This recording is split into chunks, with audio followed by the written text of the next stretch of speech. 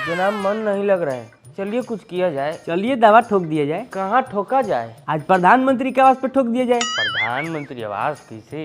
क्या बात कर रहे हैं जनाब, वक्फ बोर्ड का धारा 40 हमारे साथ है, हम कोई भी दवा ठोक सकते हैं।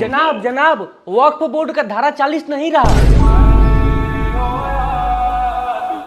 अब कैसे अवैध कब्जा होगा? कैसे होगा अवैध कब्जा? कैसे होगा? तो रौरा मेरे प्यारे युवानों की हलचल में जावा एक बार फिर से सबका स्वागत है अपने चैनल सेफ्रॉन पैट्रियट में। और मैं आपका भाई दुर्गेश लेकर आ चुका हूँ एक और नई वीडियो। माननीय सदस्यगण, शुद्धि के अद्यतन मत विभाजन का परिणाम इस प्रकार है। पक्ष में 288, विपक्ष में 232।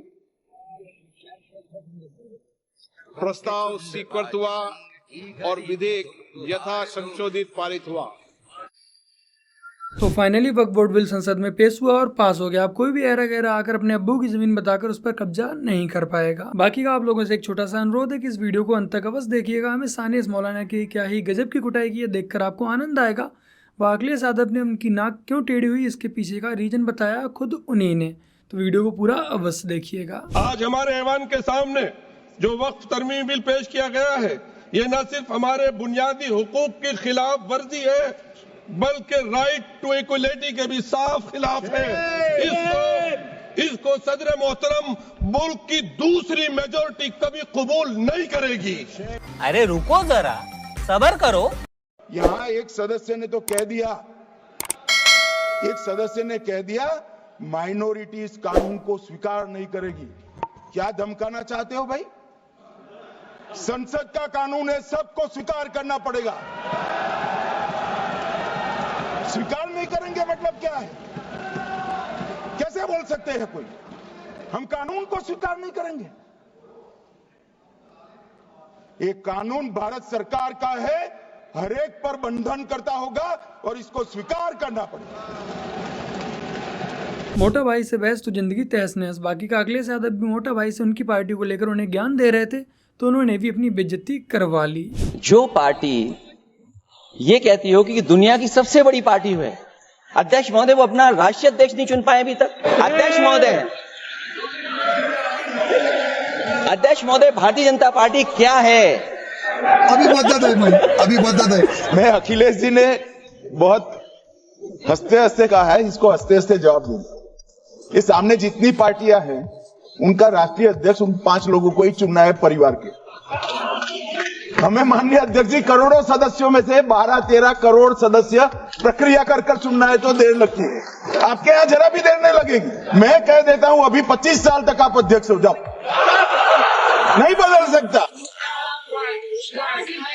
हसदे चेहरिਆਂ ਦਾ मतलब ये नहीं ਹੁੰਦਾ कि उन्होंने कोई तकलीफ नहीं होती। बस दांत दिखाने के अलावा अखिलेश यादव के पास कोई दूसरा और ऑप्शन नहीं था और अखिलेश यादव की थोड़ी सी चुल ज्यादा थी, तो उन्होंने अमित शाह से कह दिया कि योगी जी के बारे में भी कुछ बोलिए। तो देखिए अमित शाह ने क्या ही गजब का जवाब दिया है। वो भी रिपीट होने वाले हैं। मान्यवर 2013 में बैठ जाओ। बेचारे लेफ्ट मीडिया वाले हवा हवाई ये न्यूज चलाते रहते हैं कि मोदी व अमित शाह की योगी जी से बनती नहीं है। तो आशा करता हूँ कि आज इन सबके सारे के सारे डाउट क्लियर हो गए होंगे और पता लग गया होगा कि उत्तर प्रदेश में फिर से योगी जी ही रिपीट होने वाले हैं। एक कानून बनाना चाहिए बहुत कड़ा। सारी जमीनें हड़प ली गई है, चाहे सरकारी हो या गैर, उसमें जो काम करने वाले लोग हैं सब बेच दिया है। प्राइम लैंड, ऐसा नहीं है कि कोई खेती वाली जमीन है। पटना के डाक बंगला पर जितनी प्रॉपर्टी थी ये सब पर अपार्टमेंट बन गया, सब लोगों ने लूट लाट लिया है। आगे से खैर अब तो लाइए इसको पास हम लोग कर देते हैं संशोधन आपका, लेकिन आगे से कड़ाई के साथ जो भी बंदियां बना रहे हैं। ये लालू यादव की पुरानी वीडियो थी जहाँ पर वो वक्फ बोर्ड के खिलाफ बोल रहे थे, तो अमित शाह ने इनकी भी सुन ली और इनकी भी मनोकामना पूरी कर दी। मैं लालू जी का तो पूरा पढ़ना चाहता हूं, बाकी सदस्यों का सिर्फ टोकन पढ़ूंगा। लालू जी ने क्या कहा? मैडम, सरकार जो यह संशोधन विधेयक पेश किया है, सरकार की पहल का हम स्वागत करते हैं। शाहनवाज हुसैन जी और अन्य माननीय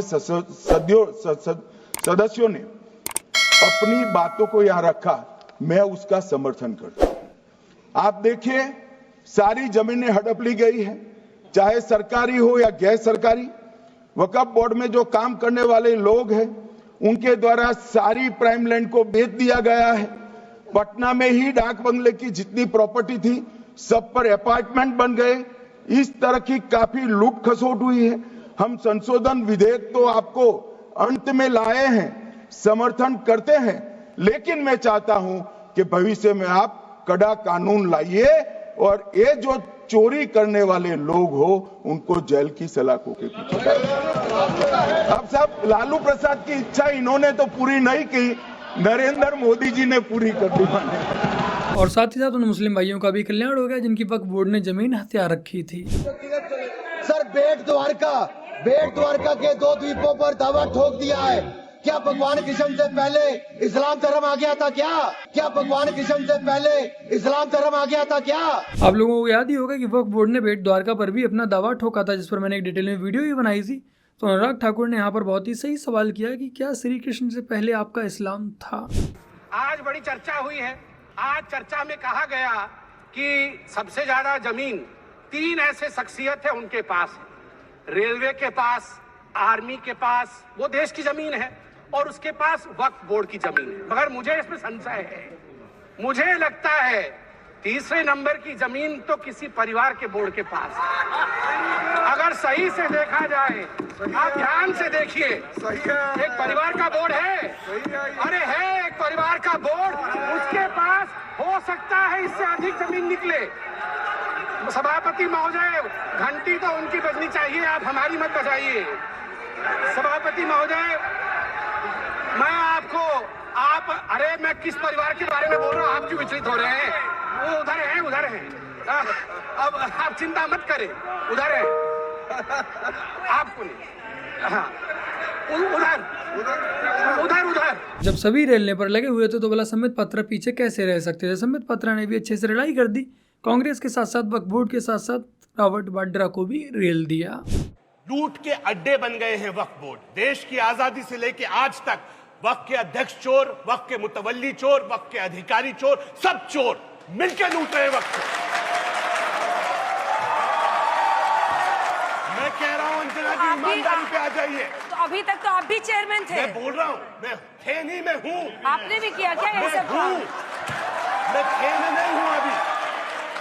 मैं कह रहा हूं देश की आजादी से लेके आज तक जितने भी वक्फ बोर्ड है सबकी सीबीआई जांच करा दीजिए। मेरे भी कार्यकाल की सीबीआई जांच करा दीजिए। जिन्होंने गरीबों का हक मारा, जिन्होंने चोरी की, 5 स्टार पर लौटिए तो होटल मैरियट, ये देखिए होटल मैरियट, ये है, इसमें फ्रॉड किया। ये असदुद्दीन ओवैसी साहब के बड़े चहीते हैं, गुलाम दस्तगीर साहब। ये थी मस्जिद सुल्ताना बाग, इसकी वक्फ संख्या 1350 फसली। ये क्या करते हैं, इस संपत्ति को ये मुसलमान चिल्लाते, once a Waqf always a वक्फ। ये कैसे बन गया मैरिट? यहाँ once a Waqf always a वक्फ नहीं लगेगा। किसका बेवकूफ बना रहे हो? अच्छा, सबसे अच्छी बात है ये, सुनिए थामिए। सबसे अच्छी बात क्या है, ये कह रहे हैं कि सारे मुस्लिम इसके खिलाफ है। मुस्लिमों को जानबूझकर दबाने के लिए, उनसे जमीन छीनने के लिए ये किया जा रहा है। इसका जवाब देखिए अंजना जी, वक्फ बोर्ड से जितने लोग केसेस लड़ रहे हैं उनमें 10,000 से ज्यादा तो तकरीबन मुस्लिम्स हैं। और दूसरे मेरे ना चंद सवाल हैं। पिछले 70-75 सालों में 54 से लेके और अब तक मुझे मात्र कश्मीर से कन्याकुमारी तक एक बोर्ड बताया जाए जिसने बगैर सेंट्रल सरकार की मदद के अपने मुलाजिमों को तनख्वाह भी दे दी हो। कि इतने 70 सालों में लाखों एकड़ जमीन राजेंद्र सच्चर कमेटी कह रही है लाखों रुपए, करोड़ों रुपए इनके पास होने चाहिए, कोई वेलफेयर का काम नहीं किया। उसके बावजूद ये भिखमंगों का अड्डा क्यों है वक्फ बोर्ड? और संशोधन से भिखारियों का अड्डा बना हुआ है। अब तो वक्फ बोर्ड का खुद चेयरमैन ही बोल रहा है कि वक्फ बोर्ड के नाम पर कितनी धांधलेबाजी की जाती है। बाकी का इनसे ज्यादा अच्छे से और कौन बता सकता है वक्फ बोर्ड के काले कारनामों को। तो बस मेरे प्यारे भाई-बहनों, आज की अपनी इस वीडियो में इतना ही। वीडियो को लाइक, शेयर, कमेंट और अपने चैनल को सब्सक्राइब से कर लीजिएगा। और यदि आप लोगों ने कल वाली वीडियो नहीं देखी, आपके पास नोटिफिकेशन नहीं आ पाई या आपको शो नहीं हुई, तो यहाँ पर एंड स्क्रीन पर क्लिक करके एक बार इस वीडियो को भी आप लोग पूरा अवश्य देखिएगा। चलिए कल फिर से मिलते हैं एक और नई वीडियो के साथ। तब तक के लिए जय हिंद, वंदे मातरम, जय श्री राम। समय निकाल करके फुटबॉल का शौकीन है, फुटबॉल की वजह से मेरी नाक टूटी, वो आज भी टेढ़ी है। में डॉक्टर कक्कड़ एक बहुत बड़े डॉक्टर थे। जब कक्कड़ साहब ने मेरी पूरी नाक देख ली, उन्होंने मुझसे एक सवाल पूछा कि तुम्हारी शादी हो गई? मैंने कहा हाँ मेरी शादी हो गई। तो बोले अब कोई ठीक कराने की जरूरत नहीं है।